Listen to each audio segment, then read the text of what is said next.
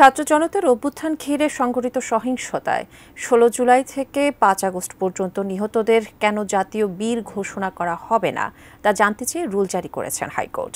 মঙ্গলবার বিচারপতি কামরুল হোসেন মোল্লা ও বিচারপতি কাজী জিনাত হকের হাইকোর্ট বেঞ্চ এই রুল জারি করেন। নিহতদের পরিবারকে পুনর্বাসনের পাশাপাশি তাদের পরিবারকে মুক্তিযোদ্ধা পরিবারের মতো কেন আর্থিক সুযোগ সুবিধা দিতে নির্দেশ দেওয়া হবে না এবং আহত ও কারাবরণকারীদের কেন মুক্তিযোদ্ধা ঘোষণা করা হবে না রুলে তাও জানতে চেয়েছেন হাইকোর্ট। হাইকোর্টে রিটটি দায়ের করেন রাজধানীর ক্যান্টনমেন্ট এলাকার বাসিন্দা আলী নাজির শাহীন। স্বরাষ্ট্র জননিরাপত্তা সচিব, আইন মন্ত্রণালয়, জনপ্রশাসন ও মুক্তিযুদ্ধ বিষয়ক মন্ত্রণালয়ের সচিব সহ সংশ্লিষ্টদের রিটে বিবাদী করা হয়েছে।